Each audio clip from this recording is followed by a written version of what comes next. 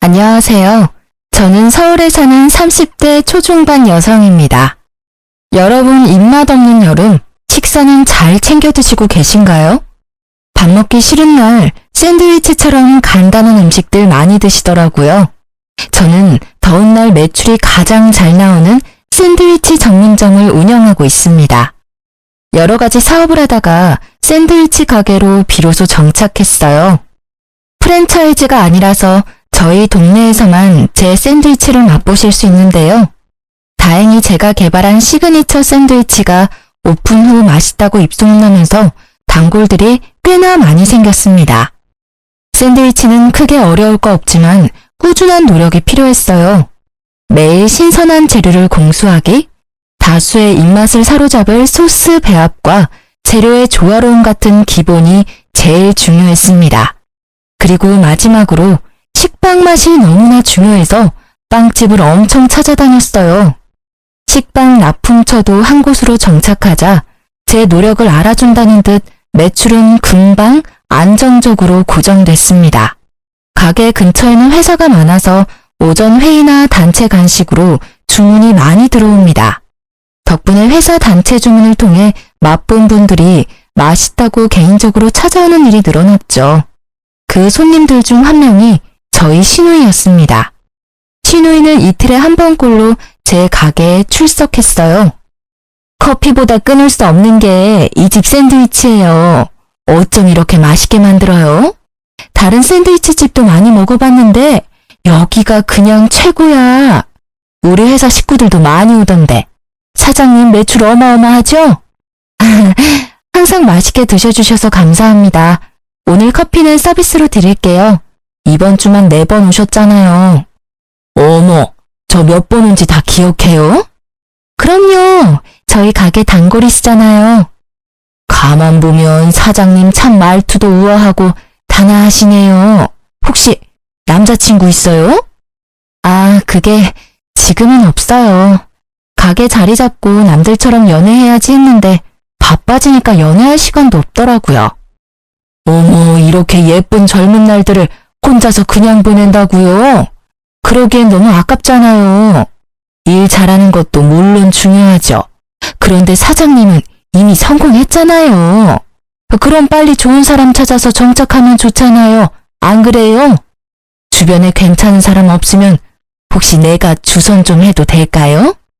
시누이는 마케팅 회사 직원답게 정말 언변이 뛰어났습니다. 일하느라 결혼은 물론 연애도 미뤄놓은 저에게 좋은 사람이 있다고 소개시켜준다더군요. 저는 신우의 말에 솔깃할 수밖에 없었습니다. 그동안 외로울 틈 없이 바쁘게 일하다가도 아프거나 다치면 기댈 사람 하나 없어서 서글펐던 기억도 하나 둘 떠올랐거든요. 게다가 제 친구들은 이미 다들 일찍 결혼해서 저만 남아있었어요.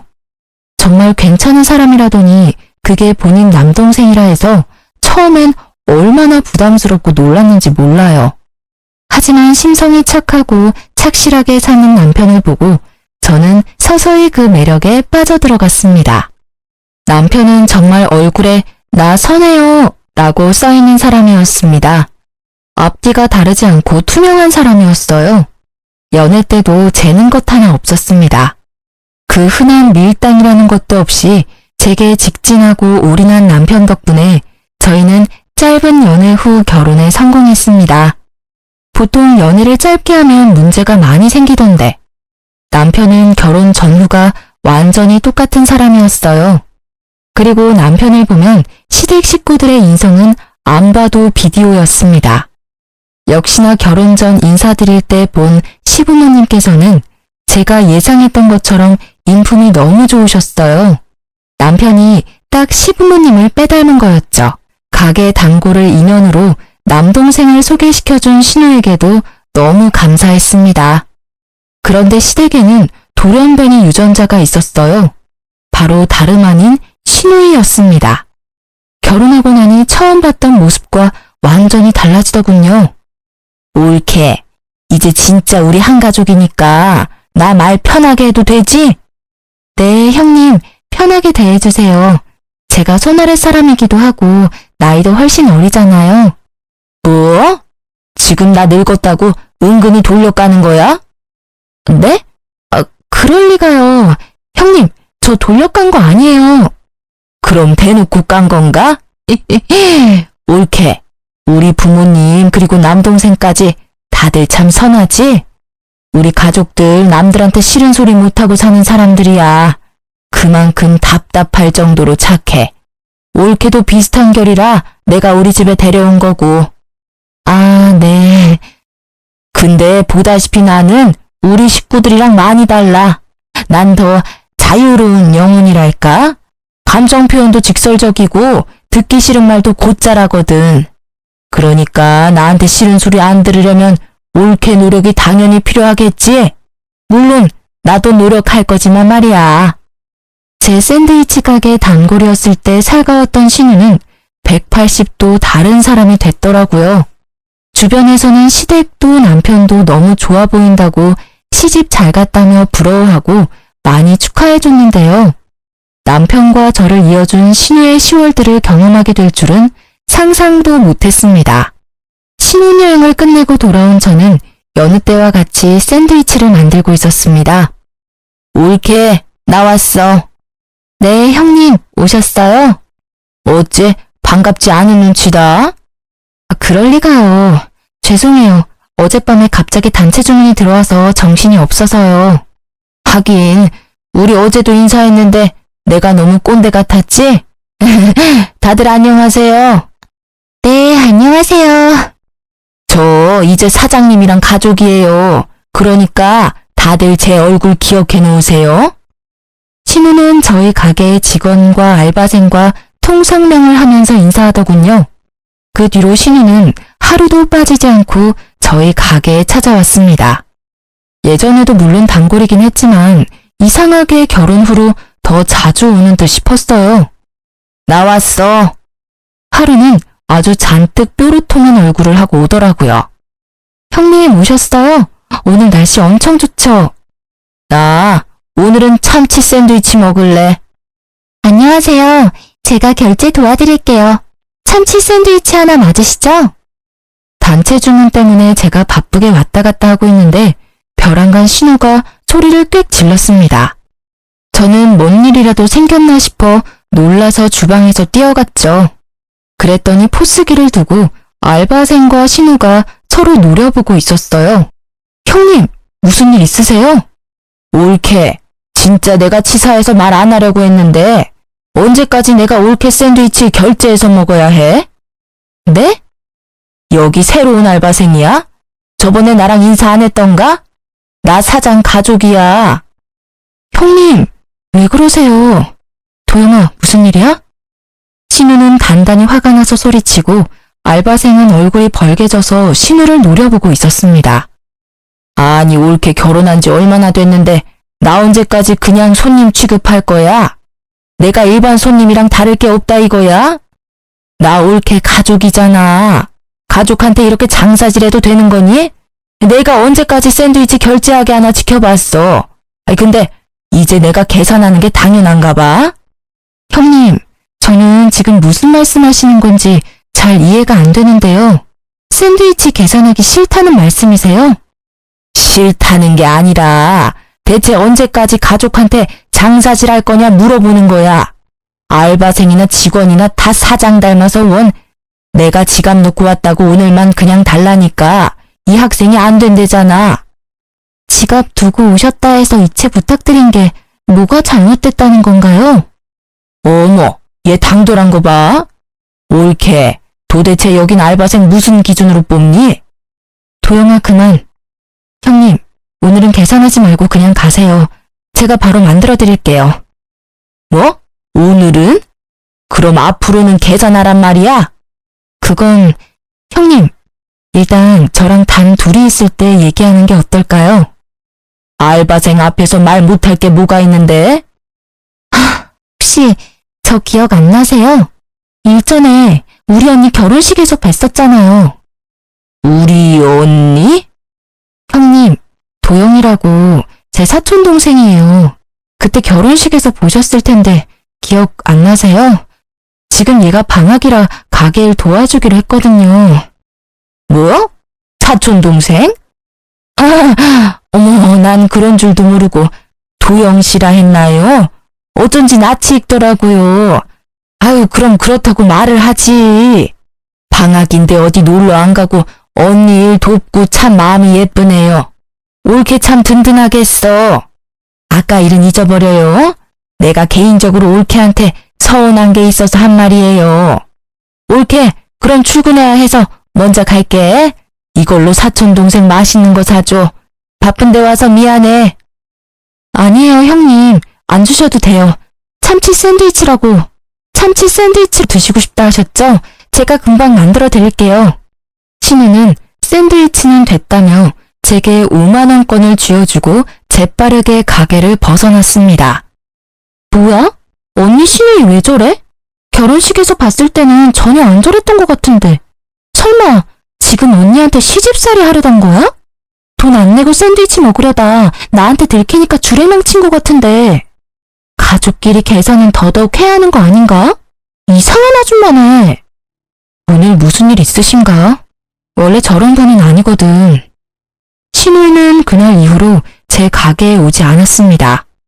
저는 저랑 사촌동생 때문에 혹시 기분이 많이 상했나 싶어서 전화하려던 참이었어요. 그런데 신우에게서 먼저 전화가 왔습니다. 제 예상과 다르게 신우는 해맑은 목소리로 샌드위치를 주문하더군요. 올케, 우리 사무실에 참치 샌드위치 2개, 햄치즈 3개, 닭가슴살 5개, 이렇게 배달 부탁해. 네, 형님. 팀 간식인가 봐요. 맛있게 부탁해. 혹시 저번에 사촌동생이 조금 예의 없게 굴었다면 제가 대신 죄송해요. 아니야. 나 그런 거 마음에 두는 사람 아닌 거 알잖아. 제가 형님 거 서비스로 하나 더 만들어서 11개 보낼게요. 어머, 그럼 나야 고맙지. 네, 그럼 결제는 어떻게 할까요? 계산? 그걸 나중에 입금해 줄게. 다른 가게는 보니까 장부 적어서 한 달치로 계산도 하던데. 그렇게 해줄래? 지금 바빠서 나 먼저 끊을게. 네? 그럼 일 보세요, 형님. 제가 나중에 전화드릴게요. 신우이는 매주 자기 회사 사무실에 샌드위치를 10개씩 주문했습니다. 외상으로 주문했는데 저는 당연히 회사에서 한꺼번에 결제해 줄 거라 믿었죠. 형님, 출근하셨어요? 옳게. 안 그래도 전화하려고 했는데. 오늘은 말이야, 참치로 10개 부탁해. 내가 사람들한테 참치 샌드위치가 제일 맛있다고 소문냈더니 나 믿고 다 참치에 빠졌지 뭐야. 그래요? 형님, 항상 홍보해 주셔서 감사해요. 오늘도 맛있게 만들어서 보낼게요. 마지막 주 근무 화이팅 하세요. 그리고 다름이 아니라 한 달치 결제 오늘 도와드리려고요. 오늘 주문건까지 총 50개고요. 샌드위치마다 조금씩 가격이 달라서 결제 전에 볼 수 있게 제가 간이 영수증 미리 적어서 보낼게요. 법인카드로 결제하는 거 맞죠? 그게 뭔 소리야? 네? 법인카드로 결제하는 거 아니에요? 옳게. 이제 나랑 한 가족이 됐는데 샌드위치 공짜 아니야? 나는 공짜인 줄 알고 계속 시켜 먹었는데. 네? 그게 무슨 말씀이세요? 에이, 농담이시죠? 신우는 말없이 전화를 툭 끊더라고요. 저는 또 일이 엄청 바쁜가 싶었죠. 한편으로는 진심으로 하는 말인가 했고요. 긴가민가 했는데 신우이는 결국 샌드위치 값을 입금하지 않았습니다. 남편에게 이런 일이 있었다고 물어볼까 하다가 단지 신우이가 월말이라 바빴겠지 싶었습니다. 그리고 신우이에게 입금해달라고 간이 영수증을 사진 찍어서 보냈어요. 하지만 신우는 읽고 답을 하지 않았습니다. 저는 그제서야 신우의 말이 여태 전부 진심이었구나 싶었어요. 더 이상 서로 감정이 상하지 않기 위해 저는 젠틀하게 계산해달라는 문자를 계속 보냈습니다. 형님, 내일은 꼭 입금 부탁드려요. 아무리 가족끼리라도 금전 문제는 확실히 해야 하잖아요. 저는 가족인 형님만 믿고 외상으로 한 달간 샌드위치 만들어서 보낸 거예요. 내일까지 입금 안 되면 제가 직접 법인카드 결제 받으러 갈게요. 회사에 찾아간다니까 그제서야 시누이는 가게에 직접 왔습니다. 아니 올케, 빚쟁이 독촉하는 것도 아니고 허구한 날 독촉 문자를 왜 이렇게 보내? 내가 남이야? 어? 나야말로 올케 믿고 그 많은 샌드위치 주문했어. 공짜로 주는 줄 알았는데 갑자기 결제하라고 해서 내가 얼마나 당황스럽겠어? 형님, 카드로 결제해드려요? 아님 현금 결제세요? 뭐? 아 몰라 백제. 갑자기 덜컥 큰 돈 결제하라면 내가 돈을 어디서 구해? 형님, 수중에 35만 원이 없으세요? 그리고 형님이 그 많은 샌드위치 다 드셨어요? 아니잖아요. 회사에서 주문한 거면 회사분들한테 받아서 주시던지 회사에서 돈을 받아서 주세요. 지금 나한테 따지는 거야? 올케 정말 웃긴다. 사람 착한 줄 알고 내 동생 소개시켜준 건데 이렇게 사람이 돌변해? 형님이야말로 도대체 왜 이러세요? 예전에는 안 이러셨잖아요. 진짜 해도 해도 너무하세요. 샌드위치 50개를 공짜라고 생각했다고요? 제가 새벽에 출근해서 샌드위치 만드는 게 취미 활동으로 보이세요? 재료 준비하고 만들고 판매하고 배달하고 그런 게 다 장난 같으시냐고요. 가족끼리는 돈 받는 게 아니라고요. 형님 빼고 여태 제 가게 온 가족들, 친척들 다 결제해서 드셨어요. 어쩌다 한번 제가 사드리는 거 빼고요. 여보, 이게 다 무슨 소리야? 여보, 대영아, 네가 이 시간에 여기 무슨 일이야? 아니 누나, 이게 다 무슨 말이냐니까? 여보, 우리 누나가 샌드위치 공짜로 달래? 먹고 계산을 안 한 거야? 올케 그새 일러서 내 동생 여기까지 불렀니? 나 진짜 어이가 없어서. 야, 그런 게 아니라 누나 말 좀 들어봐. 누나, 미쳤어?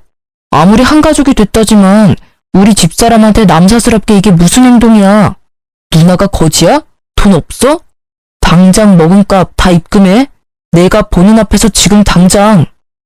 야, 넌 누나한테 어디 큰 소리야? 가족끼리 얻어먹을 수도 있는 거지. 내가 먹으면 얼마나 먹는다고? 샌드위치 50개는 무슨 말인데? 회사 사람들이랑 나눠 먹었다. 왜? 여기 이 사람 가게야. 이 사람이 만든 샌드위치 가지고 왜 누나가 회사 사람들한테 생색을 내? 미쳤어? 내 집사람이 누나 회사에 봉사하는 사람이야.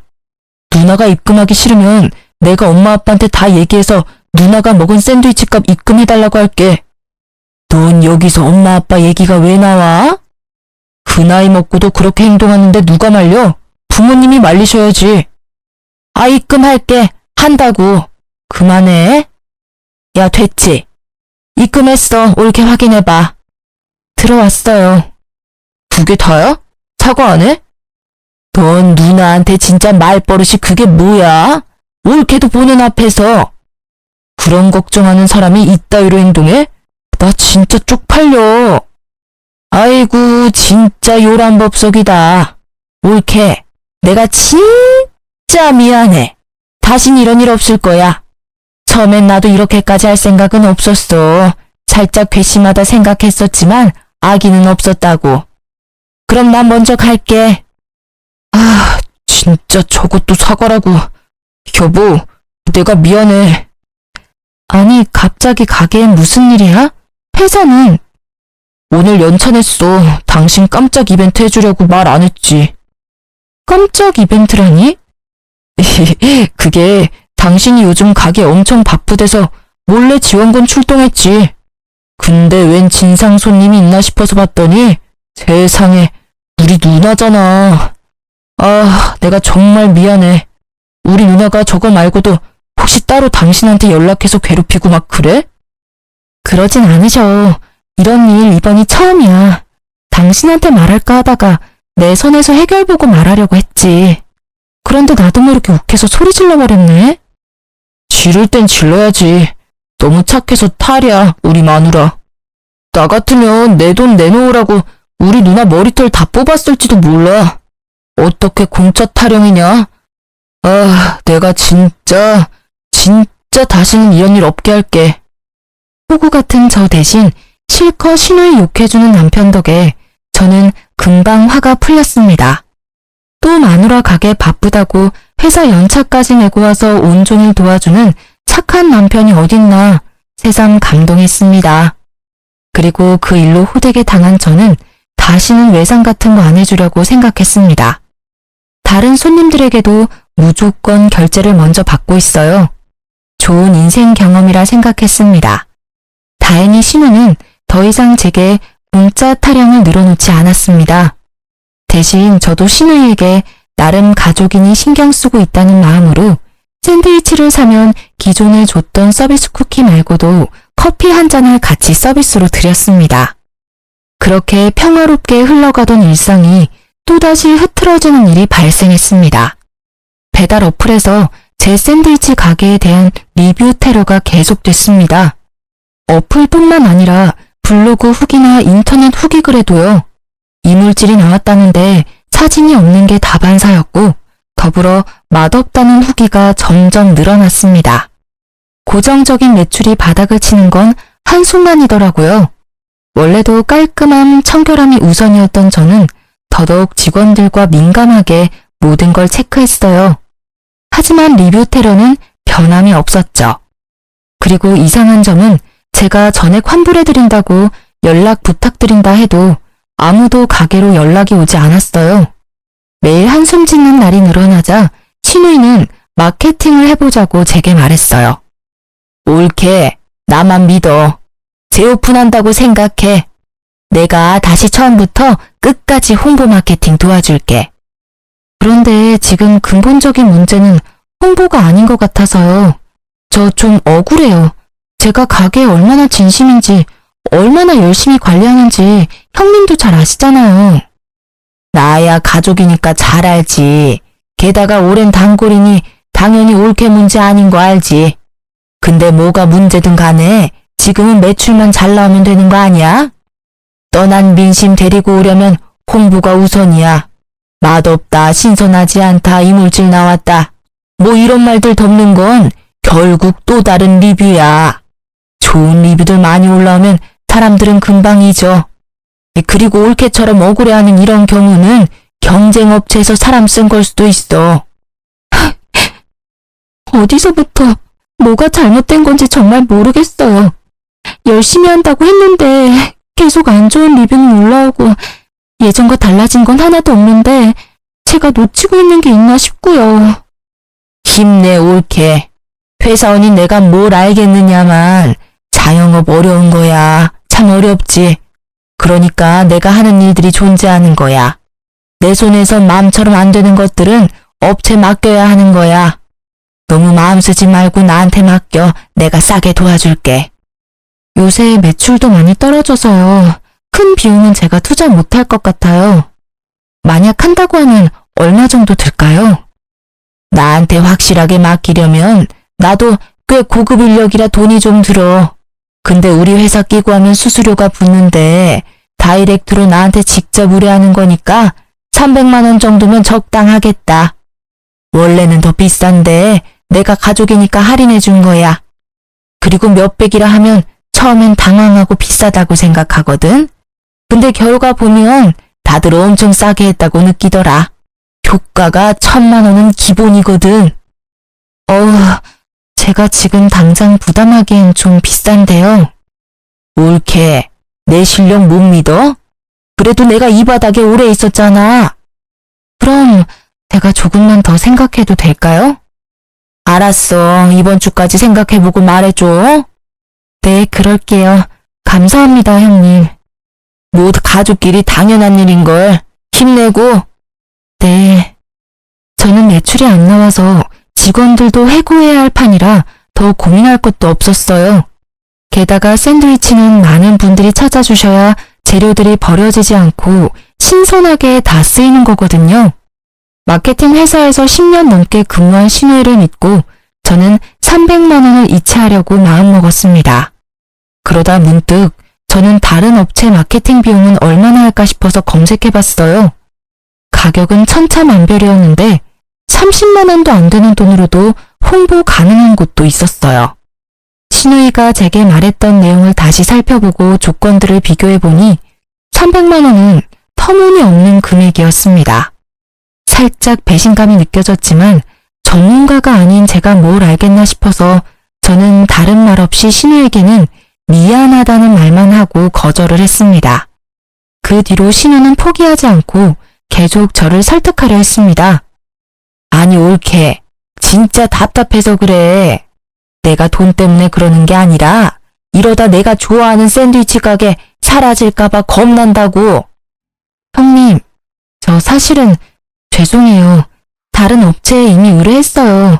거기는 30만 원이면 된다고 해서요. 정보 알려주셔서 감사해요. 나중에 가게 오시면 제가 회사분들이랑 드실 수 있게 샌드위치 몇 개 챙겨드릴게요. 신경 써주셔서 너무 감사해요. 뭐라고? 다른 업체에 의뢰했다고? 내가 실컷 다 조언해주고 신경 써줬는데 가족인 내가 아니라 다른 업체? 너 지금 사람 놀리니? 네? 그게 아니라 형님이 말씀하신 조건에 300만 원은 덤탱이 쓰는 거라고 다른 업체에서 말해줘서요. 똑같은 조건으로 30만 원 진행하는 게 맞다고 생각했어요. 물론 제가 전문가는 아니라 마케팅, 홍보 이런 거 잘 모르지만 그래도 나름대로 공부하고 의뢰했어요. 형님 놀린 게 아니라 지금 당장 제 처지에 이게 최선이라 생각했어요. 야, 어떻게 한다고 했다가 안 한다고 하냐고. 그게 놀리는 거야. 너 내가 만만해? 아니, 아직도 정신 못 차린 거야? 가게가 아예 쫄딱 망해봐야 정신 차릴래? 내가 밑작업 하느라 얼마나 개고생을 했는데 또 안 하겠대. 네? 지금 뭐라고 하셨어요? 밑작업이요? 제가 잘못 들은 거죠? 잘못 듣긴 뭘 잘못 들어. 아니 올케는 나한테 장사질해도 되고 난 왜 하면 안 돼? 올케가 샌드위치 파는 것처럼 난 홍보 마케팅을 파는 거야. 그래, 블로그랑 배달 어플 안 좋은 후기들 다 내가 그랬다. 이 바닥 굴러가는 꼴 비슷해. 그런 식으로 밑작업해서 업체랑 컨택하는 경우 많다고. 형님, 어떻게 저한테 그러실 수 있어요? 심지어 왜 그렇게 당당하세요? 저 진짜 소름 돋아요. 네, 그동안 제 가게를 망하기 직전까지 만들었던 안 좋은 후기와 별점 테러는 다 신우이의 짓이었습니다. 외상 사건 이후로 제게 앙심을 품었었나 봐요. 신우는 뒷일은 생각하지 않고 혼자 흥분해서 다 털어놓더라고요. 저는 나중에 또 발뺌할까봐 이미 통화 녹음까지 마쳤어요. 제가 얼마나 힘들어했는지 옆에서 매일 본 사람이 그런 소름 끼치는 계획을 준비하고 있었다는 게 저는 너무 화가 났습니다. 독한 신우가 안 바뀌니 이제 제가 바뀌기로 결심했죠. 결국 신우이가 하는 문제적인 행동들은 모두 돈과 관련 있다는 걸 깨달았습니다. 돈 문제로 자꾸 문제를 일으키는 신우이를 어떻게 참교육할 수 있을까 고심했어요.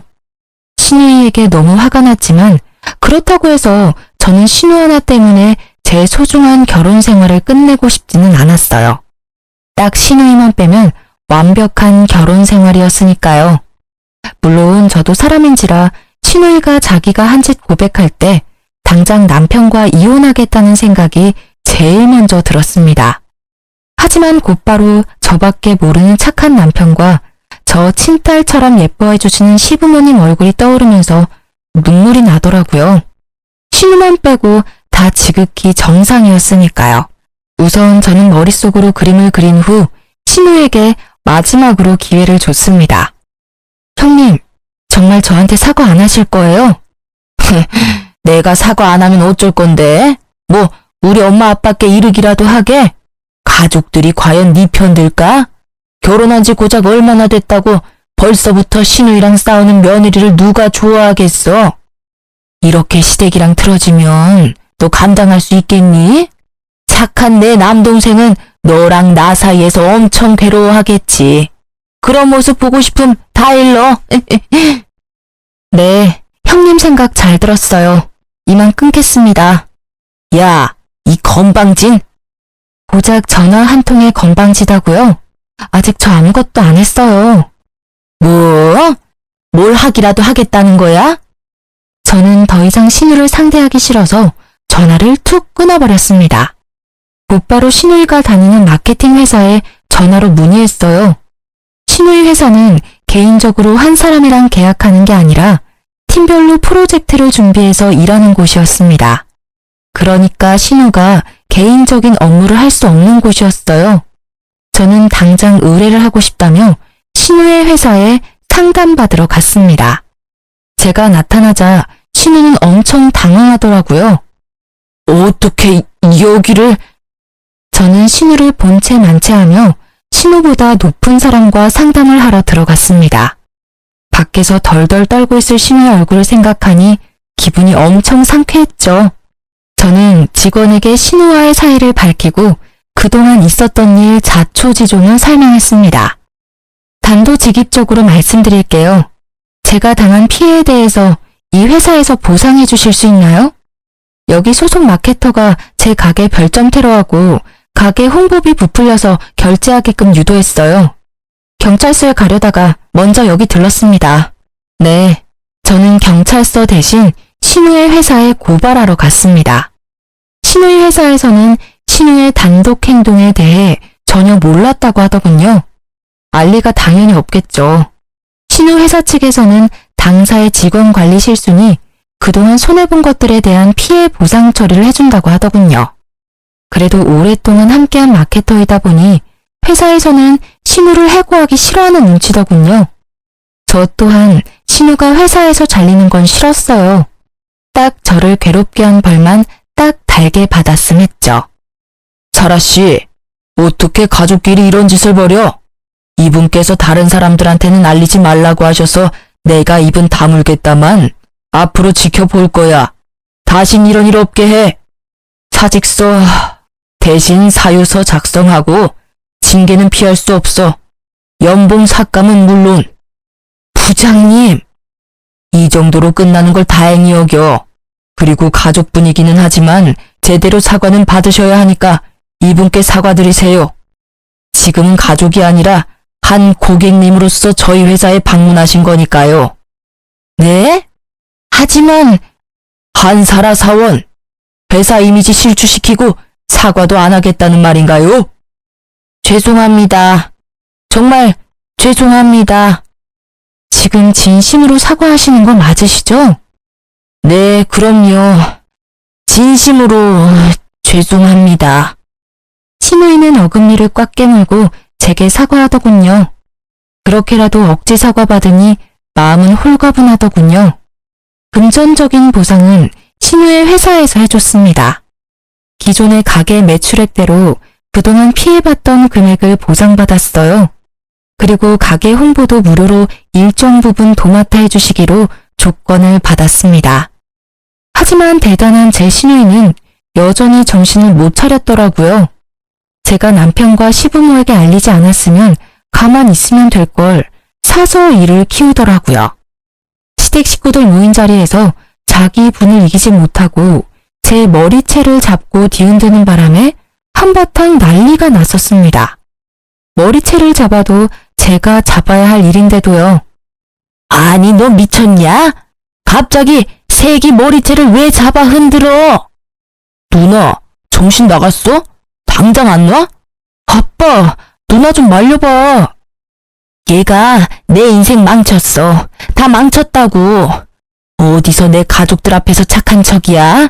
세상 순진한 척이야.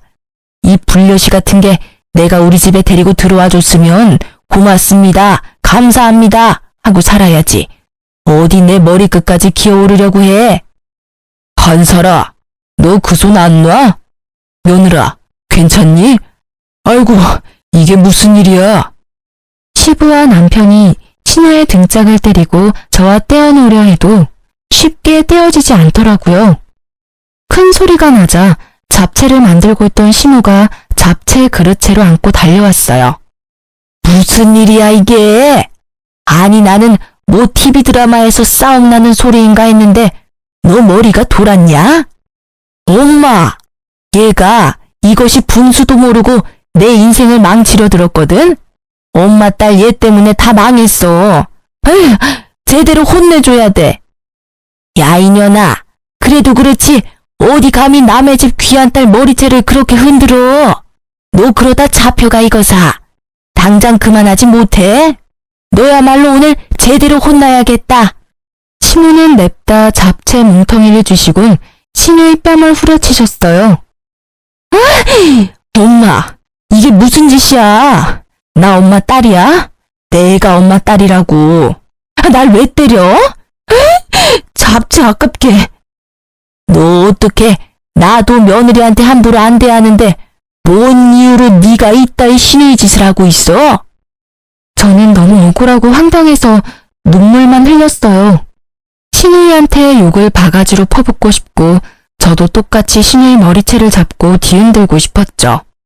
하지만 다리 힘은 풀렸고 가슴 속 밑바닥에서부터 울컥 감정이 차오르는데 말도 안 나오더라고요. 신우이는 제가 훌쩍이는 모습 보고 질세라 나이답지 않게 바닥에서 엉엉 울며 난동을 피웠습니다. 남편이 그런 저를 다른 방으로 데리고 가 달래줘서 그제서야 다 털어놓았습니다. 이때까지 신우에게 당한 모든 일들을 말이죠. 그랬더니 남편은 신우를 죽일 듯이 노려보며 달려들더군요. 누나? 아니, 네가 누나야? 야, 저번에는 샌드위치 외상해서 돈 안 갚더니 이제는 하다하다 이 사람 가게 테러까지 한 거야? 모든 게 다 밝혀지자 신우는 슬금슬금 자리를 피하려고 했어요. 하지만 점잖은 시부마저 머리 끝까지 화가 났는지 그대로 테이블을 엎고 자리를 들고 일어나셨어요. 그게 다 무슨 말이냐? 창피한 줄도 모르고 이게 다 무슨 일이야? 신우이는 시부께 얻어맞을까봐 갑자기 제 뒤에 숨는 게 아니겠습니까? 저는 무척 황당했어요. 시부, 시모, 남편 모두에게 얻어터질까봐 제 뒤에 숨은 거니까요. 옳게, 미안해, 응? 내가 다 잘못했어. 우리 아빠 한번 화나시면 진짜 무섭단 말이야. 아빠뿐만 아니야. 엄마도 얼마나 무서운데. 좀 말려주라, 응? 제발 부탁이야. 오늘 우리 다 경찰서 가게 생겼어, 응? 미안해. 내가 진짜 잘못했어. 제발, 응? 신우이는 울면서 제게 빌었지만 저는 외면했어요. 신우는 결국 시모와 시부에게 도살장 끌려가듯 끌려갔고 남편과 저는 집으로 돌아왔습니다. 남편은 어떻게 했으면 좋겠냐고 정신적인 피해 보상도 시댁에서 다 해줄 거고 제가 하고 싶은 대로 다 도와줄 테니 제발 이혼만은 생각하지 말아달라 하더군요. 남편은 울면서 같이 병원 가서 치료라도 받자고 했어요. 내가 미안해. 면목이 없다. 당신이 매일 얼마나 힘들게 일하는지 아는데 얼마나 깨끗하고 좋은 재료로 만드는 거 뻔히 아는데 고작 우리 누나 때문에 안 좋은 일 겪게 해서 정말 미안해. 본인 잘못도 아닌데 사과로도 모자라서 남편은 정신과 치료받고 진단서 떼서 신우이를 고소하자고 했어요. 시댁과 연 끊어야 한다면 끊겠다면서요. 그 일 이후로 남편과 시부모님께서는 적극적으로 저를 케어하려 노력했습니다. 특히 시부모님께서는 너무 미안했다고 신우보다 더 사과해 주셨어요. 제게 다시는 이런 일 일어나지 않게 하겠다며 남편과 이혼은 말아달라고 부탁하셨어요. 그리고 신우를 어떻게 하고 싶은지 말만 하라고 다 들어주신다 하셨죠. 어머님, 아버님, 저 남편이랑 절대 이혼은 안 할 거예요. 그래, 고맙다. 우리가 평생 갚으마. 이 은혜 아니지마. 우리 착한 며느리 지독한 신우이 때문에 그동안 얼마나 혼자 마음고생했니? 우리에게 진작 말하지 그랬니? 하지만 한편으론 말 안 한 네 마음도 다 알겠다. 너 혼자 참고 견뎌내보려 한 거겠지. 아이고, 속이 이렇게 깊어서야. 고생했다, 우리 아가. 어머님, 아버님, 저 안 착해요. 남편이랑 이혼 안 하는 대신 조건이 있어요. 말해라. 다 말해. 다 들어줄 테니. 형님이요. 매일 출근 전 새벽에 제 가게로 출근하게 해주세요. 제가 필요 없다고 할 때까지요. 정말 그거면 되는 거니? 그걸로 네 맘이 다 풀리겠어? 네. 형님 회사 쉬는 날에는 저랑 같이 풀로 근무했으면 해요. 그래, 아가 걱정 마라. 안 간다 하면 내가 직접 데려다 놓을 테니 아주 실컷 부려먹어. 그동안 당한 게 얼만데. 다음날부터 신우는 멋씹은 얼굴로 제 가게에 출근했어요. 저는 그런 신우에게 인사도 없이 투명인간 취급하며 제 일을 했어요. 그러자 자연스럽게 다리를 꼬고 앉아서 저를 노려보더라고요. 인사도 안 하네 이제. 뭐 신우고 뭐고 없어? 아휴 진짜 가지가지한다. 무릎 꿇고 사과하고 연봉 삭감해. 내가 징계까지 받았는데 이지까지 해야 해? 불렀으면 말을 해봐 어디. 저는 그런 신우를 개무시하고 제가 평소에 하던 대로 일을 했습니다. 채소 배달 온 거 정리하고 씻고 다듬고 했죠. 원래는 직원들과 함께 하는데 그날은 저 혼자 다 했어요. 처음에 궁시렁거리던 신우는 잠자코 눈치껏 저를 지켜봤어요. 제가 하는 것들 다 보셨죠? 별거 없어요. 근데 제가 매일 꼭 해야 하는 일들이에요. 몰려오는 졸음 참고 매일 새벽같이 나와서 하는 일이죠. 내일부터는 형님한테 전부 시킬 거예요. 안 도와줄 거니까 모르겠으면 지금 말해요. 뭐? 그까짓 게 뭐 어렵다고. 그렇게 비웃던 신우이는 그 다음날부터 제게 엄청 혼났어요. 양상추 찢어지지 않게 살살 해야죠. 이게 수압이 세서 그래. 야채가 힘이 없어서 죄다 흐물거리잖아. 배우실 거면 배우는 자세를 하세요. 소리 지르지 마시고요. 저는 엄한 호랑이 선생님처럼 신우이를 다그쳤습니다. 일주일 동안 신우이는 채소를 씻고 다듬는 것까지 혼자 다 했어요. 그렇게 일주일 혼자 고생하고 나니 신우이는 점점 얼굴과 표정과 자세가 달라지더군요. 혼자 다 하니 꽤 일이 많은 걸 알고 신우이는 놀란 듯 했습니다. 매일 이걸 어떻게 다 해? 옳게. 세상 대단하다. 세상에 뭐 뚝딱하고 한 번에 만들어지는 게 있나요? 제 샌드위치 먹기에는 엄청 간편해도 준비하는 데에는 늘 이만큼 시간 걸려요. 그렇게 한 달을 저는 신우이를 열심히 부려먹었습니다. 그러자 놀라운 변화가 생겼죠. 미안해 옳게. 사 먹는 입장에서 볼 땐 옳게가 장사 편하게 한다 싶었거든. 근데 이렇게 직접 해보니까 이 정도로 힘든 일인 줄 이제 알았어. 채소 다듬고 나면 손은 꽝꽝 얼고 재료 썰고 나면 팔이 얼얼하고 샌드위치 주문권 다 만들고 나면 손가락 끝에 감각이 없어지더라. 많이 반성했어. 이렇게 매일 고생하며 지킨 가게를 내가 망치려 했다는 게 정말 미안해. 정말 놀랍지 않으신가요?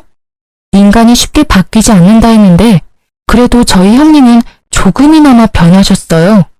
저는 마침내 신우에게 진심 어린 사과를 받았습니다. 나중에 혹시라도 형님이 또 언제 어떻게 돌변할지 모르지만 저는 든든한 남편과 시부모님이 계셔서 큰 걱정은 없어요. 또 이겨낼 수 있을 것 같아요. 하지만 웬만하면 트러블 없이 지금처럼 잘 지내기를 소망합니다. 아, 지금은 정말 자매처럼 잘 지내고 있습니다. 가족이니까 샌드위치 공짜로 달라던 철없는 신우는 이제 없어요. 대신 샌드위치가 먹고 싶다며 새벽 5시부터 자진 출근해서 회사 가기 전까지 저를 도와주는 형님은 있네요. 신우이는 시부모 집에서 그때를 계기로 독립했어요. 사실 그때 제게 한 짓이 다 들통나서 쫓겨난 거나 마찬가지지만요. 30대 중후반에 처음 독립해보는 신우이는 지금도 열심히 홀로서기를 배우고 있습니다. 저희 시부모님께서는요, 지금은 제가 다 괜찮다고 지나가도 훗날 응어리가 올라오는 순간이나 시기가 온다고 말씀하셨어요.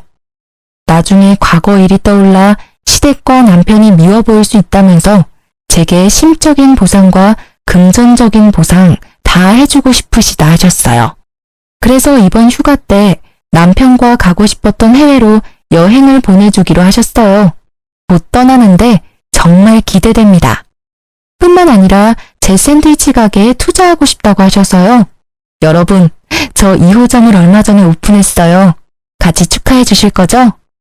저 요새 2호점 내고 더 바빠졌지만 틈틈이 형님의 선자리를 알아보고 있습니다. 형님께서 좋은 사람 만나 앞으로 더 나은 사람이 되시기를 진심으로 바라고 있어요. 저도 형님 덕분에 좋은 남편 만났으니까요. 형님께도 좋은 짝 찾아드리고 싶네요. 제 사연에 이혼이나 자극적인 참교육은 없었지만 끝까지 들어주신 분들 너무 감사합니다. 친정엄마께는 저 등짝 여러 번 맞았어요. 너무 착해도 호구라며 답답하다고요. 제 행동에 대해서 여러분도 너무 답답해 하실까봐 걱정은 조금 됩니다. 하지만 저는 후회 없어요. 지금은 너무 행복하게 잘 지내고 있으니 많은 응원 부탁드려요. 감사합니다. 여러분도 늘 안녕하세요. 매번 읽던 사연글을 직접 작성하게 되니 신기한 기분이네요. 글을 올리는 많은 분들이 그러하듯 저도 정말 견디기 힘든 시기가 있었어요. 지금 생각해도 진짜 이건 아니다 싶은 일들의 연속이었고 지인들은 들어도 진짜 잘 빠져나왔다는 이야기를 들을 정도였으니까요.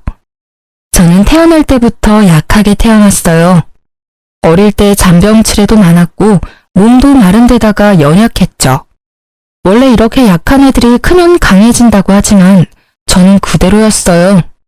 남편을 만난 날도 힘들어서 근처 카페에 앉아 있을 때였어요.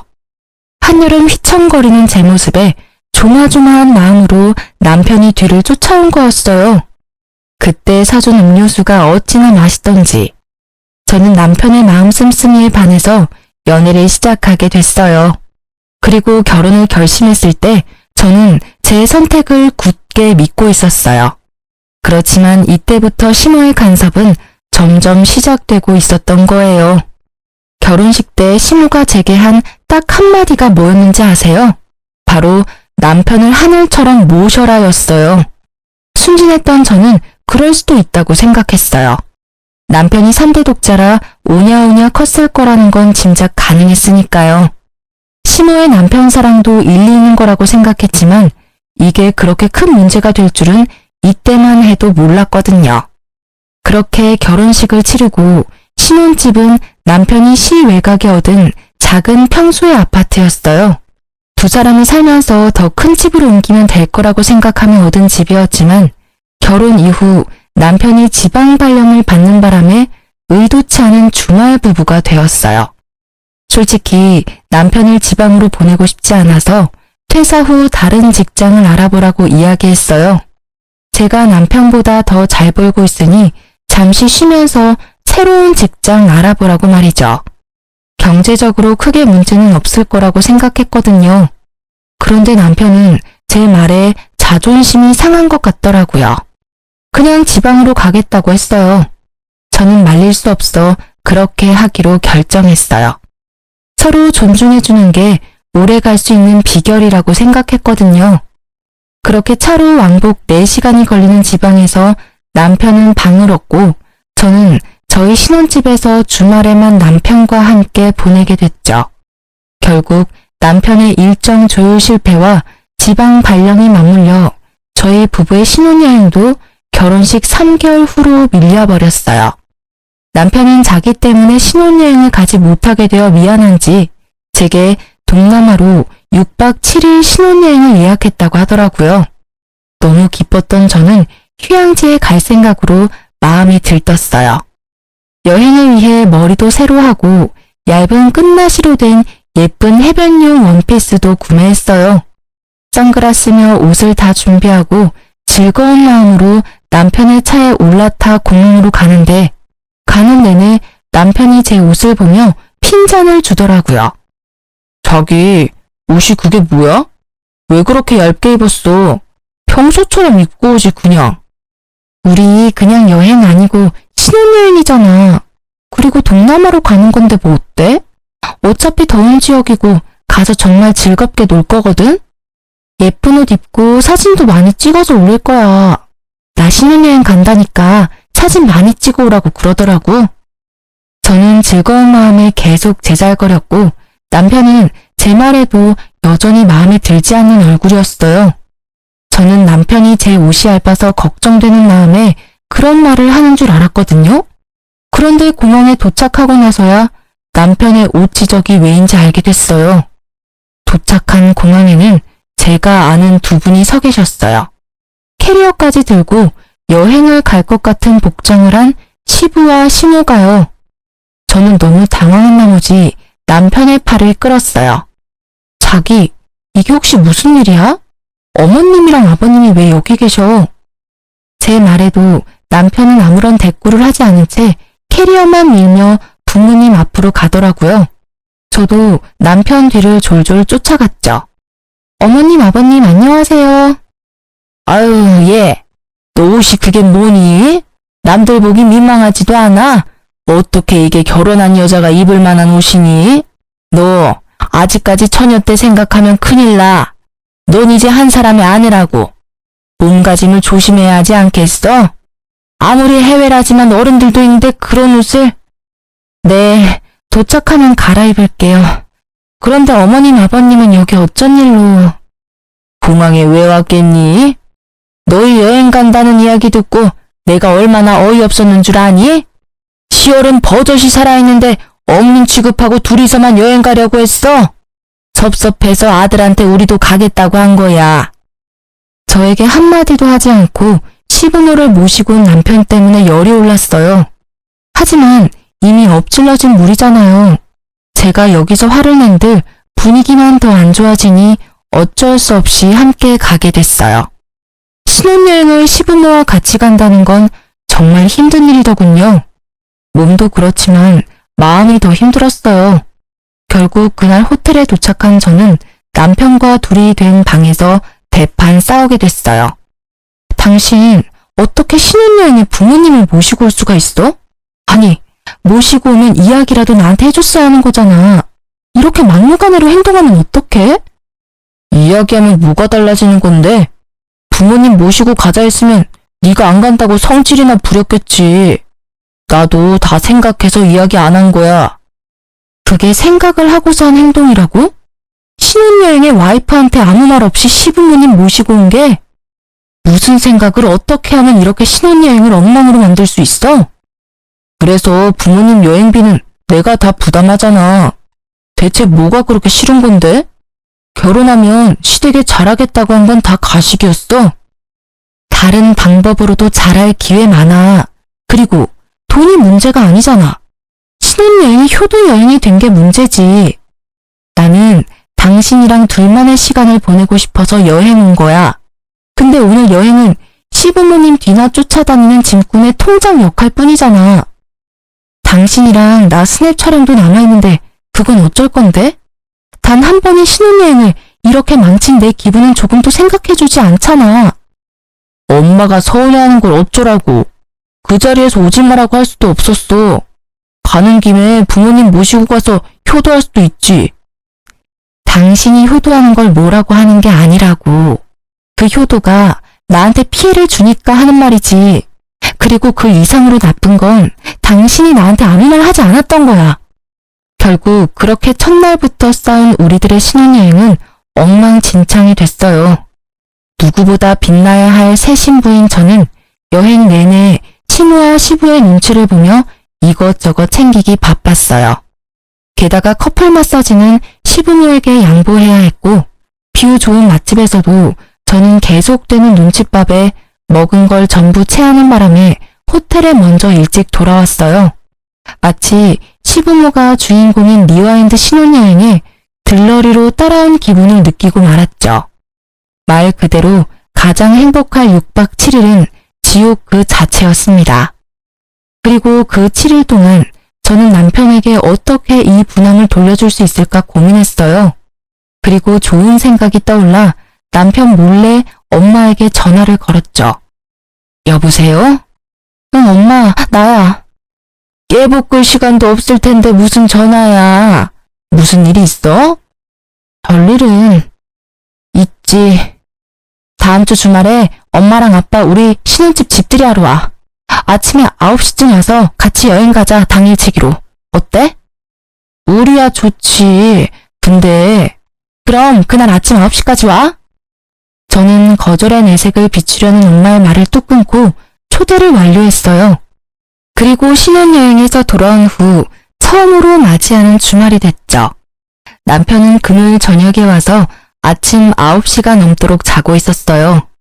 저는 부모님이 올 시간에 맞춰서 일부러 준비 다 하고 화장실에 들어가 있었죠.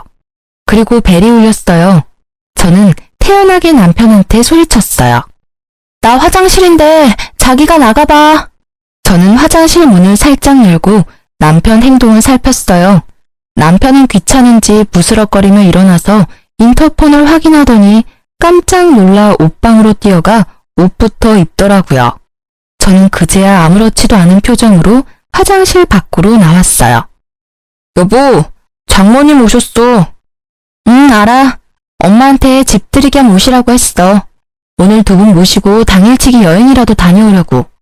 물론 당신도 같이 갈 거지? 뭐? 그걸 왜 이제 이야기해? 이야기하면 뭐가 달라져? 당신이 소중한 휴일 사라졌다고 성질날까봐 말 안 했지. 나도 생각을 하고 말 안 한 거야. 생각? 자다가 처갓집 식구 맞이하는 내 기분은 생각도 안 해? 그런 당신은 내 기분 생각해서 신혼여행 때 말도 안 하고 시부모님 모시고 왔어? 이상하네. 당신은 기분 나빠하지 않을 줄 알았는데. 좋아하잖아, 서프라이즈. 아, 너 일부러 나 당하라고 지금 이런 거지? 그럴 필요가 어딨어? 당신도 결혼하면 우리 집에 잘하겠다며. 어때? 깜짝 여행 기분 좋지? 제 말에 남편은 답을 하지 못하더라고요. 당신이 나한테 한 짓이 이런 거야. 그러니까 다음부터는 꼭 나한테 이야기를 해줘. 알았지? 결국 그날은 준비도 덜 된 남편을 데리고 여기저기 끌고 다니며 여행을 다녀왔어요. 이 일 뒤로 남편은 행사가 있을 때마다 저한테 꼬박꼬박 이야기해줬어요. 그렇지만 시모가 보여준 그 진상인 모습은 여전히 제 기억 속에 자리 잡았죠. 결혼 전에는 그렇게 점잖게 보이던 분들이 결혼 후 달라진 모습에 마음도 불편했죠. 그 이후로도 시모와 저의 사이는 그리 좋지 않았어요. 그렇게 결혼 생활은 그럭저럭, 시모와의 관계는 위태위태하게 4년이라는 시간이 흘렀어요.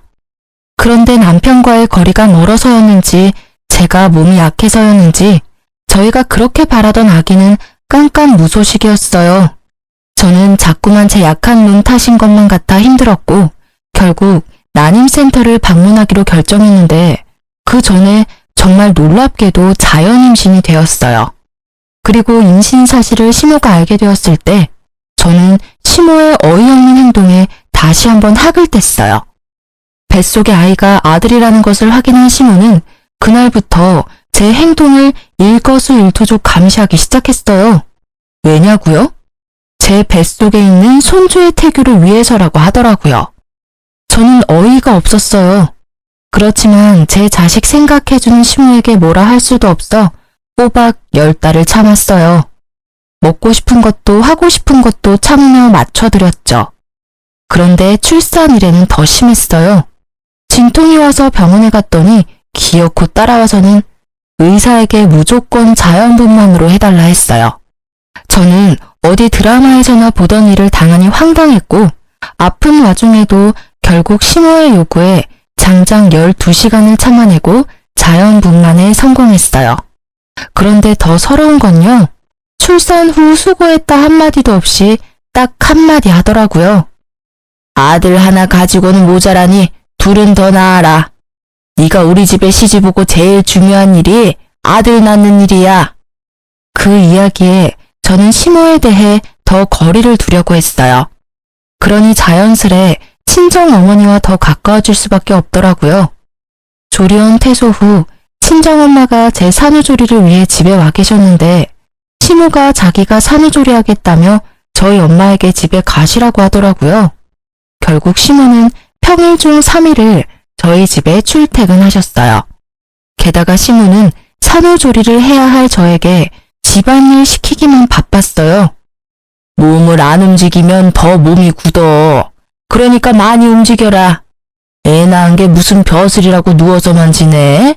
집안일 정도는 해야 돼. 그러는 본인은 산후조리 해준다는 명목으로 친정엄마까지 내쫓고 들어와서 손주만 안고 우쭈쭈 거리더라고요. 아니 그냥 우쭈쭈 하기만 하면 다행이게요. 100일도 안 된 애를 안고는 대 욕하기 바쁘더라고요. 애 꼴이 이게 뭐냐? 에구, 우리 영훈이 땀 냄새가 많이 나네. 네 엄마가 이런 것도 안 시켜줘? 너무하네. 그치? 엄마 정말 나쁜 엄마다. 그치? 이 할미가 다 해줄 테니까 조금만 참아라. 네 엄마는 뭐 할 줄 아는 게 없어요. 회사만 좋은 데 다니면 뭐하니? 애도 못 보고 집안일도 못하는 반쪽짜리 엄마인데. 그치? 이런 식으로요. 저는 시모가 아이에게 들려주는 제 욕에 스트레스를 받아 쉴 때도 편하게 쉬지를 못했어요. 그리고 제가 이혼을 결심한 그날도 시모의 강요로 나오지도 않는 젖을 아이에게 물려주고 있었어요. 남편은 전날 친구들과 모임하고 늦게 들어와 주말 아침 9시가 넘었는데도 자빠져 자고 있더라고요. 저는 아침부터 서러운 마음에 애한테 수유를 하며 울었어요. 몸도 아직 안 풀려 아픈데 애를 안고 집안일까지 해야 하는 제 처지가 정말 억울했거든요. 그런데 시모가 주말인 이날 집에 왔더라고요. 익숙하게 현관 비번을 누르고 들어온 시모는 울고 있던 저와 결국 눈이 딱 마주쳤어요. 그러더니 급하게 뛰어와 제 품에서 젖을 먹고 있던 애를 확 뺏어가더라고요. 너 어떻게 애를 안고 울 수가 있어? 어? 우리 손주한테 나쁜 영향이라도 미치면 네가 책임질 거야? 웃겨서 정말. 아이고, 우리 영훈이 놀랐어요. 젖 잘 먹다가 못 먹은 애는 울고 시모는 멍한 저를 째려보며 소리치더라고요. 넌 뭘 했다고 아침부터 눈물바람이야? 누가 보면 내가 대단한 시집살이라도 시킨 줄 알겠어. 우리 때였으면 너 지금 당장이라도 소박 맞고 친정에 돌아가야 했어. 알아? 그런 게 아니라 몸이 너무 안 좋아서 그랬어요. 그리고 저 잘 먹는 애를 뺏어가시면 어떡해요? 몸이 아파? 그런 것도 못 참으면 어떻게 엄마 노릇을 할 수 있어? 애 보면서 참고 또 참아야지. 어딜 내 앞에서 눈물이나 질질 흘려? 너 이럴 거면 내가 우리 영훈이 데려가서 키울 테니까 넌 모유나 짜놔. 애 보기 싫어서 쉬어하는 거 보니 내 어이가 없어서 저런 것도 며느리라고 보고 있어야 하니 내 속에서 열불이 다 나네. 어머니, 말씀이 좀 너무하시네요. 애 때문에 온 거 아니에요. 남편이 있어도 독박 육아해야 하는 게 힘들고 어머니가 매번 산후조리 해준다고 오셔서는 저한테 일 다 시키셔서 몸이 힘들어서 온 거예요. 산후조리라는 말이 무슨 의미인지는 아세요? 그냥 이러실 거면 저희 친정 어머니한테 부탁할게요. 네가 뭐가 힘들어? 내가 모를 줄 알아? 너 주말에는 우리 아들한테 일 다 시켜 먹는다며. 애 기저귀 갈고 밥도 하게 하고. 걔가 그냥 아들이니? 3대 독자야, 3대 독자. 나도 손에 물 하나 묻힌 적 없이 귀하게 키운 아들인데 네가 뭔데 내 아들을 그렇게 힘들게 해? 이럴 줄 알았으면 나 너랑 우리 아들 결혼 안 시켰어. 네 시부가 지방 가 있었으면 나는 이틀에 한 번씩 반찬 가지고 가서 밥 해놓고 왔을 거야. 그런 것도 못하는 애가 어디서 힘들다고 투정이야? 우리 아들 불쌍해서 어떡하니? 이렇게 아는 거 없고 눈치 없는 곰 같은 마누라 얻어가지고는 일하면서 밥도 제때 못 얻어먹고 일만 하고. 주말 남편이 해야 할 일을 시모가 전부 알고 있는 걸 보니 남편이 또 시모에게 시시콜콜 다 이야기한 것 같더라고요. 자기가 돈을 버는데 육아와 집안일까지 시킨다며 짜증이 나서 시모에게 하소연한 것 같았어요. 제대로 된 육아는 한 번도 해본 적이 없으면서 결국 제가 한마디 하려는데 남편이 깼더라고요. 일어나서 밖에 나온 남편이 저를 보고 딱 한마디 하더라고요. 너 또 뭐 잘못했어? 그 이야기를 듣자마자 저는 이 현장에 내 편은 없고 남의 편만 있다는 걸 깨달았어요.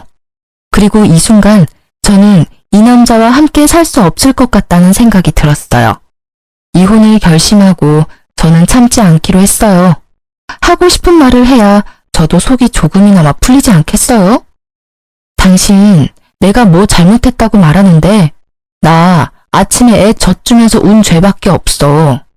당신 어머님이 모유를 1년은 먹여야 된다고 강경하게 말씀하셔서 유두균열이 심해서 피부 다 갈라지는데도 애 젖먹이다가 서러워서 울었어. 근데 그걸 보고 네가 뭐 한 게 있다고 우냐고 하시네? 이 집안에 내 몸 아픈 거 신경 써주는 사람이 하나라도 있어? 산후조리 해야 하는 시기에 시어머니 말 한마디에 집 대청소 해야 하는 내가 불쌍하지도 않니? 그리고 일하면서 애 보기 싫으면 당신이 휴직하고 애 봐. 돈은 내가 일해서 벌면 되잖아. 당신보다 더 많이 벌기도 하고. 너 지금 나 무시해? 너 돈 많이 번다고 유세 떠는 거냐고. 그럴 리가 있겠어? 난 단지 너만 힘들다고 생각하는 것 같아서 공평하게 기회를 주려는 것뿐이야. 나도 일하면서 주말에는 애 볼게. 너는 집에서 애 보고 집안 일만 해. 어차피 경제적으로는 그게 더 이득인 거 당신은 잘 알잖아. 휴직은 안 할 거야. 애 보는 게 너무 힘들다고. 울면 어떻게 해야 할지 모르겠고 울음소리에 노이로제 걸릴 것 같다고. 그리고 애는 엄마가 봐야 하는 거 아니야? 왜 자꾸 밖에서 일하는 남편한테 시키는 건데? 애 보는 게 그렇게 힘들어? 나는 그 애 울음소리 매일 들어. 그리고 그 애 업고 집안일까지 완벽하게 해야 하고 일주일에 3일 꼬박 시어머니 오시면 시어머니 하는 말까지 들어야 하지. 그럼 내 상황은 미칠 것 같거든? 그리고 나 복귀해도 그 말 그대로 할 수 있어? 복귀하면 당신도 나도 똑같이, 아니, 내가 더 많이 벌어. 그러면 네가 육아 더 할 수 있겠어? 아니겠지. 지금도 이렇게 애 보기 싫어서 난린데. 주말에는 나도 쉬고 싶다고. 당신이 복귀해도 나는 지금보다 더 잘 볼 수는 없어. 그러면 우리 엄마한테 맡기고. 어머님? 애 안고 내 욕하면서 오냐오냐 하시는 어머님? 그렇게 큰 애가 내 말을 잘 듣기나 하겠어? 매번 듣는 게 엄마 욕이잖아. 그게 교육상 좋아? 난 절대로 어머님한테는 애 못 맡겨. 그리고 어머님, 애 낳고 100일도 안 된 며느리 이런 식으로 혹사시킬 거면 그냥 친정에서 조리할게요. 그것까지 막으시면 진짜 너무하신 거 아시죠? 그리고 어머님이 애 수유하실 거 아니면 애는 주시죠? 저더러 그렇게 모유주라고 성하셨는데 애 데리고 가서 분유는 잘 주실 수 있겠어요? 저는 아기를 시모에게서 다시 뺏어와 아기띠에 채워서 아기와 제 짐을 다 챙겼어요. 그리고 시모와 남편이 뭐라고 짓거리든지 다 무시하고 밖으로 나와 택시부터 타고 친정으로 돌아갔어요. 그 집에 있다간 내 머리가 돌아버릴 것 같았거든요. 그리고 그 다음날 남편이 제게 전화를 하더군요. 나 이제 내려갈 거야. 엄마도 이제 본가 가셨으니까 당신도 빨리 시위 그만하고 집에 들어와. 시위? 누가 시위한대? 걱정하지 않아도 돌아가지 않을 거야. 그냥 애도 나도 없는 그 쾌적한 환경에서 열심히 잠이나 쳐자. 그리고 다음 주 중으로 이혼 서류 받을 준비나 하시고. 그렇게 말하고 전화를 끊은 저는 양육권과 친권을 가져오기 위해 육아휴직을 종료하고 일에 복귀하기로 했어요. 물론 혼자서 할 수 있는 일은 아니고 친정 부모님의 힘을 빌려야 했죠. 그리고 그날 저녁 시모가 저희 친정집에 찾아왔더라고요. 우리 며느리 여기 있죠? 너 빨리 애 데리고 집에 돌아와. 너 때문에 우리 아들 또 주말에 한 끼도 못 먹고 지방 내려갔어. 그래서요? 제가 왜 돌아가야 하죠? 전 이미 남편한테 이야기했어요. 이혼하자고요. 어머님이야말로 여기 와서 이러지 마시고 집에 돌아가세요. 너 말 다 했니? 사돈댁은 딸이 이렇게 생각 없고 모자란 사람인 거 아셨어요? 저는요, 얼마나 기가 찬지 남의 귀한 집 손주까지 데려가서 인질로 삼는 게 말이 돼? 어머님, 말씀 조심하세요. 말을 조심하라고? 내가 왜 그래야 되는데? 내 귀한 손주 뺏긴 것도 억울해 죽겠는데 너한테 고운 말이 나오겠어? 그래, 차라리 잘 됐다. 이혼하고 소송하면 우리 집으로 우리 영훈이 데리고 올 거야. 어디 4대 독자를 데려가려고? 너 산후조리 운운하더니 일부러 애 데리고 가려고 쇼한 거 아니니? 그게 아니고서야 지금은 어떻게 이렇게 멀쩡해? 그거야 친정 어머니가 다 해주시고 저는 온전히 쉬기만 하니 당연히 몸이 좋아지죠. 어머님은 산후조리 하러 오셔놓고는 일 시키기만 바쁘셨잖아요. 그리고 저희 부모님은 상식적인 분이시라 어머님의 그런 구식 시집살이는 이해 못하시거든요. 그러니까 동의를 구하듯이 제 욕은 하지 말아주세요. 그리고 한마디만 더 붙이자면 지금 하시는 말들은 저희 집 홈캠에 다 저장되고 있어요. 그리고 저희 신혼집에서 하신 말들도 다 홈캠에 저장되어 있고요. 그러니까 말을 아끼세요. 지금까지 모은 것들만 해도 이혼 사유는 충분하니까요. 제 말에 시모는 입을 꾹 닫아버리더라고요. 시모가 오기 전 이혼 전문가를 만나 상담했었거든요. 부부 갈등이 너무 심해서 정신적 충격이 크면 남편에게 청구하는 이혼 소송과는 별도로 시모에게도 위자료 청구를 할 수 있대요. 물론 증거나 정황이 정확해야 한다고 했고 저는 워낙 증거가 차고 넘쳐서 가능할 것 같다고 하더군요. 시모가 아이를 뺏기지 않으려 했지만 경제적 능력, 남편의 육아 소홀, 시모의 교육이 아이에게 좋지 못한 점 등이 복합적으로 작용해 이혼 소송은 무사히 제게 유리하게 진행됐어요. 제가 원하던 친권과 양육권도 가져왔어요. 남편과 시모에게서는 위자료를 받을 수 있었지만 양육비만큼은 남편이 제게 보내지 않더라고요. 거의 3년이 넘는 동안이나 말이죠. 그렇지만 저는 그에 대해 따로 생각이 있었기에 주지 않으면 주지 않은 대로 그냥 놔뒀어요. 물론 재촉 문자는 했었죠. 하지만 아이에 대해 별 애정이 없는 그 남자가 양육비를 줄 리는 없었죠. 4대 독자라도 본인은 귀한 줄 몰라요. 면접 교섭권을 한 번도 쓴 적 없었으니까요. 애는 다시 가지면 된다는 생각이나 하고 있을 거예요. 그저 시모나 전전긍긍일 뿐이지. 그리고 이혼 후 3년째 되는 해에 저는 이미 새로운 남자와 재혼한 지 2년이 조금 안 되는 상태였어요. 그리고 재혼한 현 남편과의 상의를 통해 제 아들을 재혼남의 호적에 넣을 수 있는 친양자 입양을 신청하기로 했어요. 제가 생각했던 게 바로 이거였어요. 신부가 3년 이상 부양의 의무를 이행하지 않거나 면접 교섭을 하지 않으면 신부의 동의 없이도 친양자로 입양이 가능하고 아이의 성과 본을 재혼 남편의 성과 본으로 바꾸는 것도 가능하다고 해요. 물론 여러 가지 여건이 맞아야겠지만 저 같은 경우는 그걸 위해 양육비를 안 줘도 참았던 거예요. 그리고 양육권을 지급하지 않은 지 3년이 될 때쯤 전 시모와 전 남편이 갑자기 제게 연락이 와서 만나자고 하더군요. 만날 생각은 들지 않았지만 법적으로 크게 문제가 될 수도 있다는 말에 만나러 갔어요. 두 사람은 눈에 쌍심지를 켜고 저를 맞이하더라고요. 저는 이 사람들이 왜 이러나 하는 생각만 들었죠. 제가 잘못한 게 없으니까요. 여기까지 나온 걸 보니 너도 제발저려서 나온 것 같구나. 무슨 말씀하시는지 모르겠네요. 용건만 간단히 해주시겠어요? 이 사기꾼 같은 년아, 우리가 낸 위자료 내놔, 이 나쁜 년. 너 감히 우리를 속였어? 내가 그 위자료 왜 줬는데? 당장 그거 다시 돌려놔. 아니면 고소할 거야? 파렴치한 것도 정도가 있지 어떻게 그런 대담한 짓을 벌려놓고 우리를 속이려고 했을 수가 있어? 무슨 소리인지 알아듣게 말씀하세요.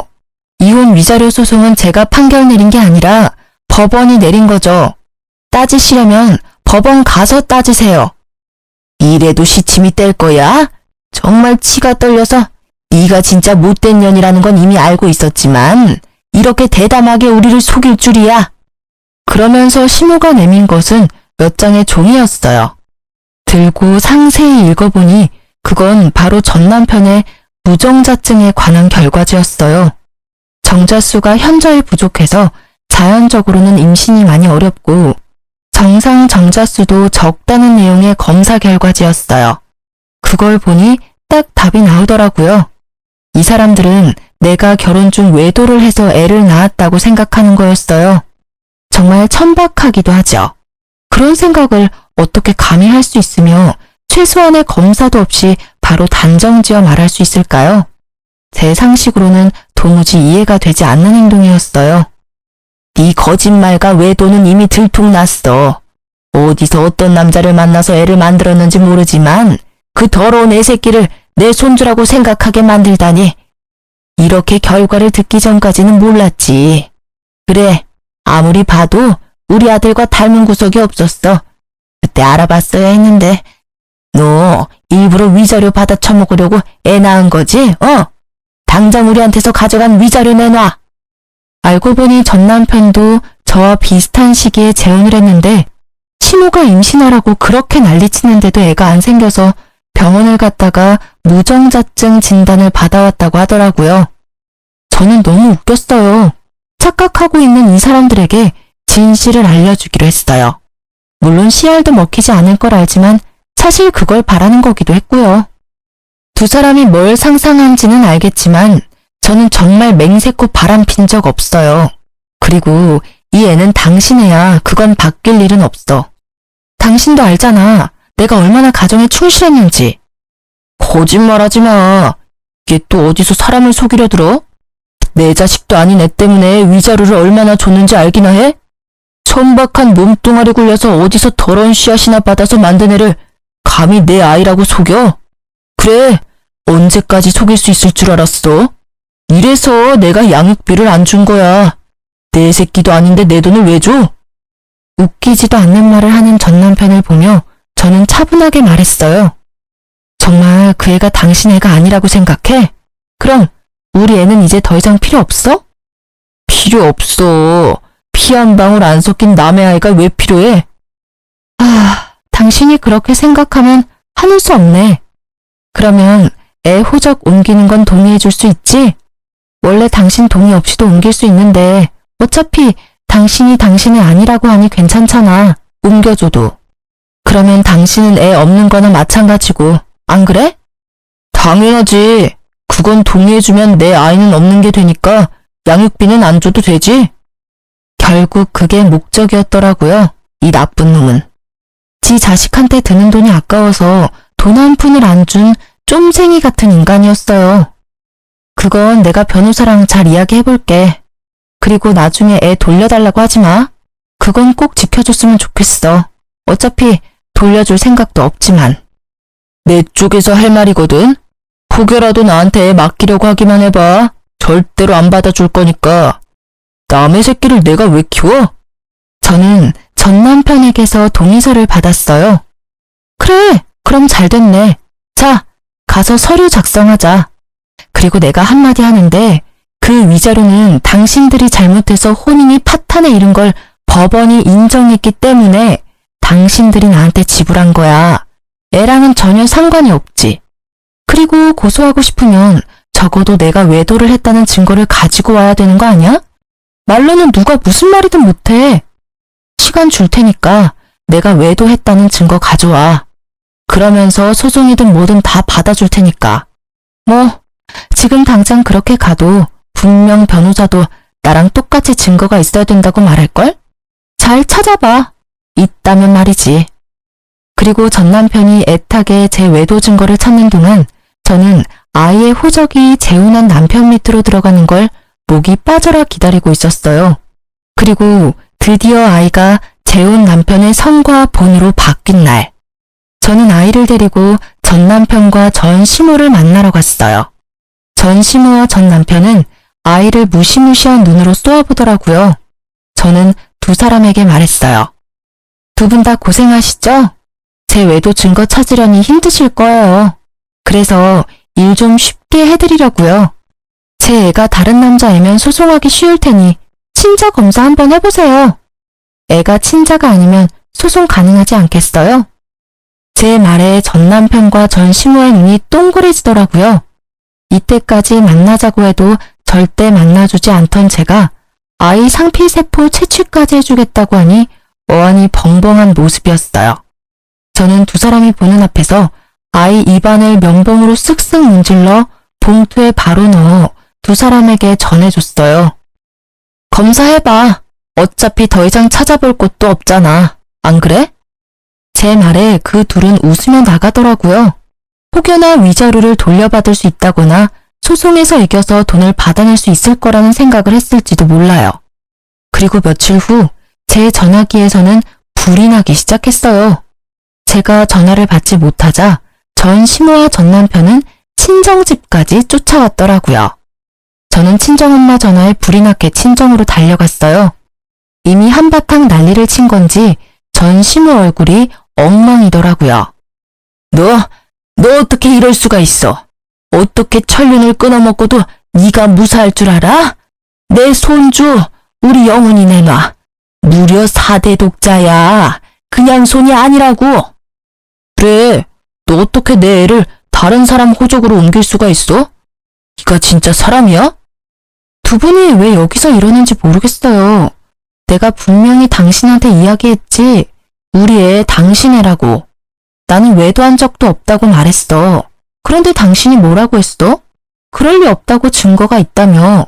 그 검사 결과지 보여줬잖아.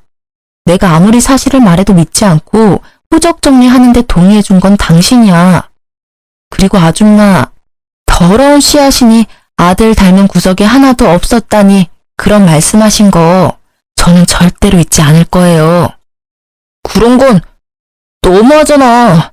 나는 분명히 당신이 외도하는 거라고 생각하고 나는 이제 애를 가질 수 있을지 없을지도 몰라. 내 아이 돌려줘. 가질 수 있을지도 모르지. 나는 가졌잖아, 당신 아이. 같이 살고 있는 재혼한 여자 젊다며 애 가질 수 있을 거야. 시험관을 벌써 몇 번이나 시도하고 있는데 안 생긴다고. 전 남편이 침울하게 소리쳤지만 전 시모는 전 남편의 속도 모른 채 말도 안 되는 말을 짓거리더라고요. 정자수가 없다고 해도 얘는 애를 가졌잖니. 분명히 이건 지금 며느리한테 문제가 있는 거야. 이것 봐라. 네 아들 떡하니 낳아준 며느리가 있는데 그 여자가 그걸 못하는 게 문제인 거야. 그리고 시험관 같은 건 하지 마. 자연 임신으로도 잘만 생기는데 왜 그런 걸 하니? 이 와중에도 시 없는 자기 아들보다 멀쩡한 두 번째 며느리를 탓하는 그 사람이 정말 하나도 변한 게 없어 보여 그저 안도할 뿐이었어요. 저 사람들하고 이제 관여하지 않아도 된다는 사실이에요. 나 진짜로 이번 생에 자식은 영훈이 뿐일지도 몰라. 그러니까 정말로 내가 잘할 테니까 우리 영훈이 나한테 돌려줘. 실제로 내 유전자를 타고난 내 아들이잖아. 생물학적 친부. 그래, 당신 애지. 근데 어쩌지? 지금은 법적으로 다른 사람 애거든. 난 지금 이 상황이 웃긴 게 내가 네 애라고 할 때는 아니라고 우기더니 제 손으로 애 호적 파주더니 이제 와서 왜 후회하는 거야? 나한테 위자료 내놔라 어쩌라 하기 전에 친자 검사부터 해보지 그랬어. 어쨌든 이제 남의 애니까 신경 꺼. 그리고 이렇게 와서 난리쳐도 이제 정말 남이니까 우리 친정에 이렇게 찾아오지도 마. 제 말에 입이 10개라도 할 말이 없었던 시모와 전 남편은 쫓겨났죠. 자신이 무정자증이라는 걸 알고 확인도 없이 저를 바람난 여자로 만들고 애를 혼외자로 만들어 소송을 걸겠다는 그 생각이 너무 가증스럽더라고요. 당연히 그들이 주장하는 소송은 진행되지 않았어요. 저의 외도는 당연히 외도를 하지 않았으니 증거가 없었고 아이는 전 남편의 친자였으니까요. 그리고 나중에 들리는 소문에 의하면 전 남편의 두 번째 아내도 시모 때문에 이혼했다고 하더라고요. 그놈의 자연 임신과 남편 내조에 관해 매일 집에 와서 여자를 들들 볶았다고 해요. 앞집 사는 조련 동기한테 들었거든요. 요새 저 집이 좀 조용하다면서요. 그렇게 저는 그 사람들과 더 이상 연락을 주고받지 않았어요. 그리고 몇 달 뒤 크리스마스 날에 한번 마주치게 됐어요. 아이 선물을 사주러 재혼한 남편과 함께 가는 길에 전 남편을 정말 딱 정면으로 마주쳤거든요. 시모와 함께 쇼핑 나온 것 같더라고요.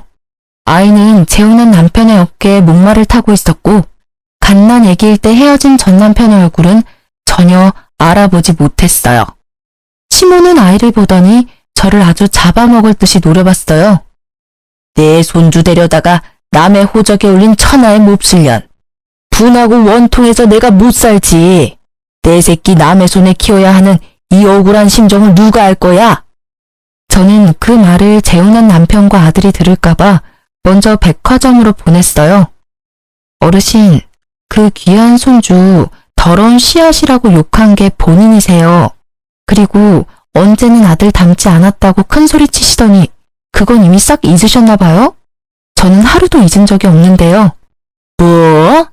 네가 나한테 그런 말 할 자격이나 돼? 속여가지고 애 호적을 팠으면서 손이 귀한 집의 아들을. 네 아들이 아니라 내 손주야.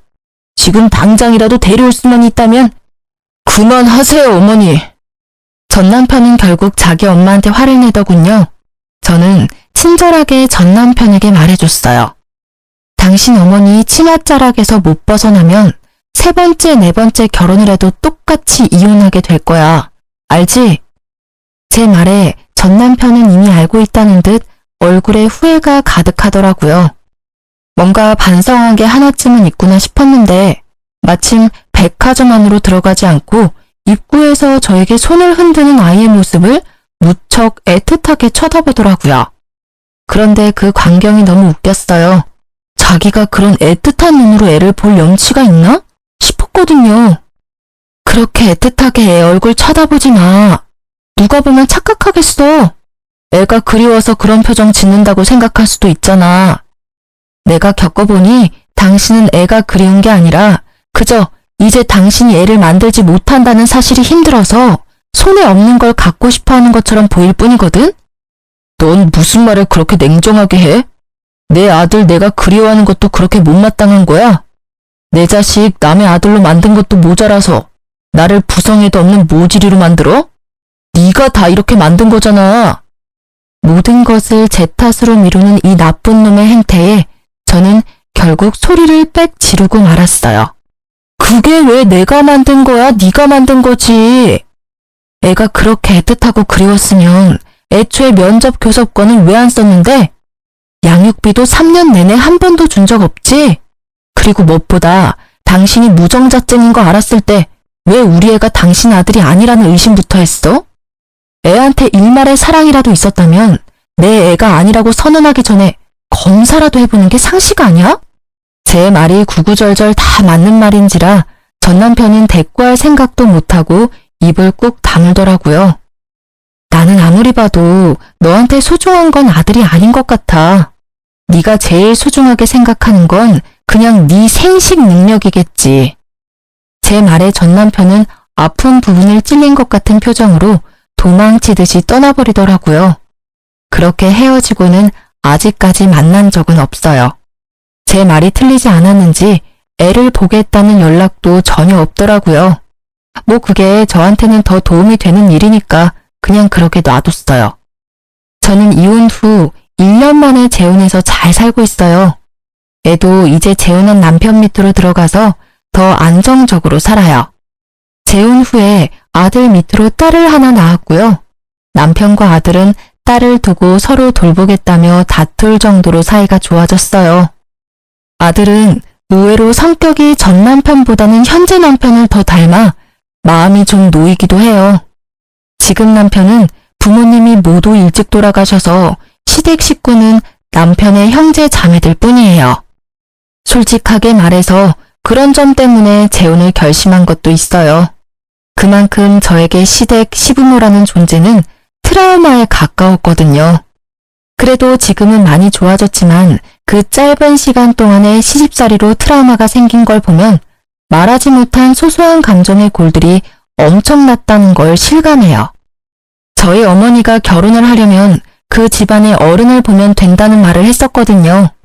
솔직히 첫 결혼 때는 전 남편과의 애정이 너무 깊었기에 그런 걸 무시하고 결혼을 결정한 부분도 있어요. 이혼을 할 때가 되어서야 어머니가 한 그 말이 떠오르더라고요. 만약 그때로 되돌아간다면 절대로 그 결혼을 하지 않았을 거예요. 작성하다 보니 엄청 긴 글이 되었네요. 저도 글을 쓰면서 다시 그때의 일들을 되돌려봤는데 진짜 빨리 빠져나온 게 다행이라는 생각이 드네요. 결혼은 가족 간의 결합이라고 하잖아요. 남편과 아무리 잘 맞아도 시댁과 맞지 않으면 그건 그거대로 힘든 결혼 생활이 될 수밖에 없어요. 제가 겪은 일련의 일들이 저처럼 고민하고 힘들어하는 분들에게 좋은 위로의 글이 되었으면 좋겠네요. 다들 힘내시고 글 읽어주셔서 감사해요.